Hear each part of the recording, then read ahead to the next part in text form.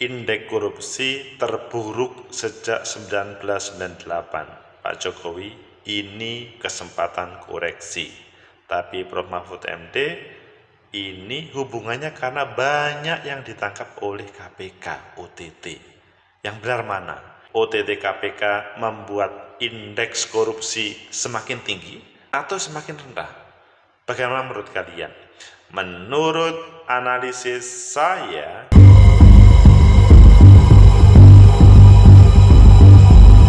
Assalamualaikum warahmatullahi wabarakatuh. Salam sejahtera untuk kita semua. Pecinta masa depan negeri, tegakkan kebenaran, lawan ketidakadilan. Indeks korupsi sebagai simbol bahwa penegakan hukum berjalan dengan baik. Namun sebagian, waduh, ini kok bahaya ya. Kalian pilih mana? Indonesia itu indeks korupsinya tinggi atau rendah? Kalau tinggi, apakah kalian tidak yakin sebagai bangsa Indonesia atau bagaimana? Ayo kita baca di beberapa media, selanjutnya nanti kita kupas dan kita buatkan solusi bagaimana tentang korupsi dan indeksnya. Pertama kita baca di CNN Indonesia, Jokowi respon indeks korupsi terburuk selama reformasi, jadi koreksi. Ini yang disampaikan oleh Pak Jokowi sebagai presiden, yang pada kesempatan ini IPK Indonesia turun ke angka 34. Skor ini menjadi capaian terendah Indonesia dalam era reformasi, maksudnya banyak. Tapi betulkah pada saat ini karena banyak yang ditangkap KPK? Kemudian kita baca di CNN Indonesia yang lain, Mahfud terpukul, indeks korupsi anjlok, kaitkan dengan OTT KPK. Terpukul atau senang? Ini kan kalau banyak yang ditangkap berarti banyak yang bermasalah. Tetapi itu penegakan hukum juga berjalan. Tetapi ada masih yang banyak koruptor yang tidak beres siapa. Kemudian kita baca di Voice FOI Indonesia, indeks persepsi korupsi Indonesia 2022 menurun terburuk sejak reformasi. Ini sebagaimana yang di beberapa judul sebelumnya, relatif semuanya sama. Kemudian kita lihat di pikiran rakyat, Jokowi soal indeks korupsi Indonesia terburuk selama reformasi, jadi koreksi. Kalian pilih yang mana? Oke, sesekali mau milih yang FOE ya, ini jarang-jarang kita pilih. Dengan judul Indeks Persepsi Korupsi Indonesia 2022 terburuk sejak reformasi, menurun terburuk sejak reformasi. Skor ini, ayo kita awali, skor dan ranking indeks persepsi korupsi Indonesia menurun dibandingkan tahun 2021 ataupun sebelumnya. Jakarta, VOA Transparency International meluncurkan hasil Corruption Perception Index, indeks persepsi korupsi atau IPK untuk tahun pengukuran 2022. Hasilnya Indonesia mengalami penurunan skor 4 poin dari tahun 2021 menjadi 34 dan berada di peringkat 110 dari 180 negara yang disurvei. 110 dari 180 negara, lumayan ya tingginya. Penurunan ini merupakan yang terburuk sepanjang era reformasi, jadi terburuk. Deputi Sekjen Transparansi Internasional Indonesia, Wawan Suyatmiko, mengatakan skor dan peringkat ini menunjukkan tidak ada perubahan signifikan dalam pemberantasan korupsi. Skor ini turun 4 poin dari tahun 2021 atau merupakan penurunan paling drastis sejak 1995, ujar Wawan di Jakarta. Wawan menambahkan skor IPK Indonesia masih jauh di bawah rata-rata negara di Asia Pasifik, yaitu 45. Adapun jika dibandingkan dengan negara ASEAN, Indonesia menduduki peringkat 7 dari 11 negara, jauh di bawah sejumlah negara tetangga, antara lain Singapura, Malaysia, Timor Leste, Vietnam, dan Thailand. Ini menjadi kado bagi Indonesia karena tahun ini kita menjadi host bagi ASEAN. Oh, kado yang baik atau yang buruk? Ia menjelaskan setidaknya terdapat 3 indikator yang menjadi tantangan dalam pemberantasan korupsi. Antara lain kebijakan negara yang melonggarkan kemudahan investasi, masih maraknya korupsi politik, dan penegakan hukum atas korupsi yang belum efektif. Karena itu, TII merekomendasikan pemerintah, partai politik, dan penegak hukum lebih menjamin prinsip anti korupsi dalam kehidupan politik, serta dapat membangun sistem anti korupsi yang lebih konsisten dalam kebijakan ekonomi. Sementara itu, secara global, indeks atau IKP Denmark dengan skor 90 menempati urutan puncak pada tahun ini, diikuti Finlandia dan Selandia Baru dengan skor keduanya 87. Sedangkan Sudan Selatan, Suriah, dan Somalia yang terlibat konflik berkepanjangan tetap berada di posisi bawah. Respon KPK. Deputi Pencegahan KPK Pahala Nainggolan pesimis skor IKP Indonesia dapat melampaui 40 jika tidak ada terobosan yang baru. Ia beralasan riset yang dilakukan TII sudah berlangsung bertahun-tahun. Ia mencontohkan terobosan yang dapat dilakukan yaitu dengan memperbaiki partai politik, sebab partai politik memiliki peran yang besar seperti penempatan pejabat dan penganggaran belanja negara. Kalau pemerintah tidak punya uang, pilih saja yang paling bahaya, yaitu aparat penegak hukum dan pengawasan. Pecinta masa depan negeri, tegakkan kebenaran, lawan ketidakadilan. Itulah indeks korupsi yang ada di negeri kita ini. Menurun drastis, terburuk sejak reformasi. Jadi mungkin kita tidak bisa berbuat apa-apa kecuali ngelus dodo. Kok bisa ya? Meskipun Prof. Mahfud MD di dalam ulasannya, beliau sudah bisa memprediksi, kata Prof. Mahfud MD. Terus kemarin tiba turun 34. Mahfud mengatakan angka indeks korupsi Indonesia pada tahun sebelumnya justru mengalami turun drastis.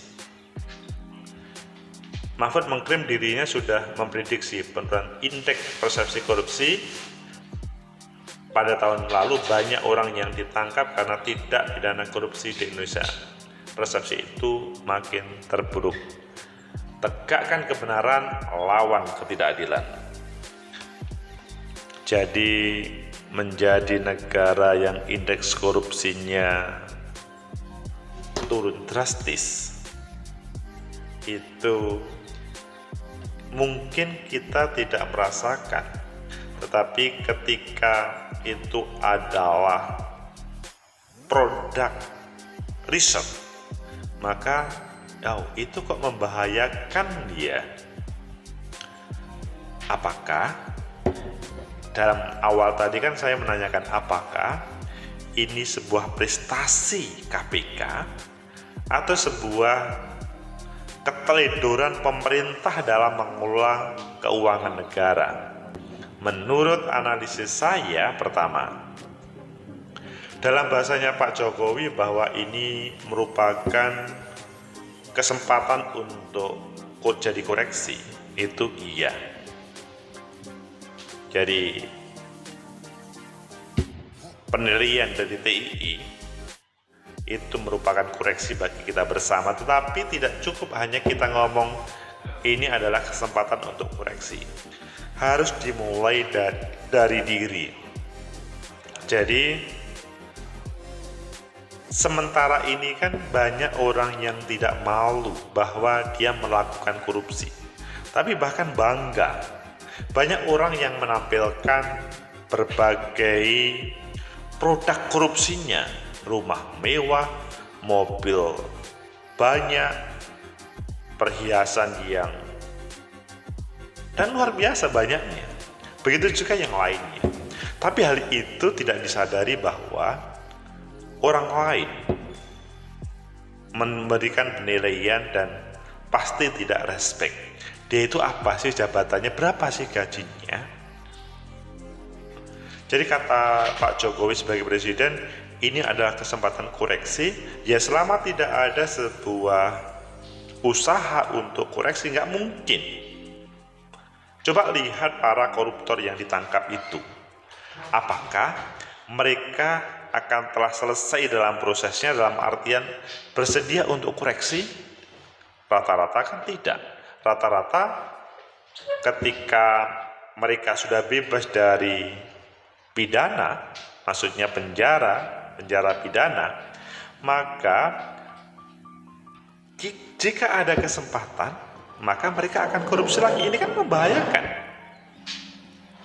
Ini perlu dicari solusinya. Semua pasti setuju dengan yang disampaikan Pak Jokowi, kesempatan untuk koreksi. Tapi koreksi seperti apa? Bagaimana peran negara? Oh, yang kedua, ketika banyak orang yang ditangkap oleh KPK, itu kan sebetulnya sebuah prestasi para penegak hukum. Tetapi menjadi tidak benar atau di mana pencegahan, maksudnya dunia birokrasi kita, pengajaran bahwa anti korupsi, mengapa itu tidak terjadi dan mengapa masih banyak terjadi lagi. Jadi memang dilematis ya, ketika ada banyak penangkapan koruptor oleh KPK atau penegak hukum lainnya. Di satu sisi kita senang, oh banyak orang yang ditangkap, tetapi di sisi yang lain itu mengarahkan kepada indeks korupsi kita itu anjlok. Jadi pilihannya sangat dilematis. Namun semua pasti setuju, koruptor harus dibabat habis. Tegakkan kebenaran, lawan ketidakadilan. Sehingga apa yang disampaikan Prof. Mahfud MD, bahwa beliau bisa memprediksikan dengan akan terjadi terpuruknya indeks persepsi korupsi, yaitu karena melihat dari yang terjadi, maksudnya selanjutnya kasus yang selanjutnya menjadi fenomena, bahwa banyak OTT KPK itu dilaksanakan. Namun harus dijelaskan di mana posisi negara untuk pemberantasan korupsi ini. Maksudnya di satu sisi para penegak hukum mampu menangkap KPK, menangkap koruptor, tapi di sisi yang lain mengapa harus korupsi? Itulah berbagai anggaran yang ada di dalam APBN ataupun APBD, mengapa sih harus dikorupsi? Seandainya tidak dikorupsi, apakah tidak bisa? Tegakkan kebenaran, lawan ketidakadilan. Sehingga yang disampaikan oleh Prof. Mahfud MD itu perlu ada kesadaran bersama. Tadi solusinya dari salah satu orang KPK, bagaimana teman-teman birokrat partai politik itu menjadi ujung tombak bagaimana tidak terjadi terpuruknya indeks persepsi korupsi. Pecinta masa depan negeri, suasana yang menyenangkan, maksudnya bukan menyenangkan ya, IPK terpuruk itu kan sebuah catatan yang sangat negatif. Tetapi di sisi yang lain, kemudian ketika itu murni dihubungkan dengan penangkapan atau OTT KPK, itu sesuatu yang menjadi kebanggaan bagi orang-orang yang tidak korupsi. Menurut saya sih ke depan semoga tidak terjadi keterpurukan ini, dalam artian yang paling penting bagaimana sistem birokrasi yang ada di kita, pemerintahan kita itu jauh dari korupsi. Mental korup yang ada harus diluruskan. Mental bahwa aji kesempatan itu harus juga diluruskan. Karena ya sudah saatnya korupsi tidak terjadi di negeri ini. Apakah kalian setuju bahwa korupsi ini harus bebas? dengan pencegahan yang lebih bagus, tanpa harus ada OTT dan lain sebagainya. Koreksi diri kita, koreksi bersama merupakan sesuatu bagi kita bersama. Semoga bermanfaat, semoga bisa menjadi memperbaiki negeri kita. Like, subscribe, comment, and share. Sampai jumpa.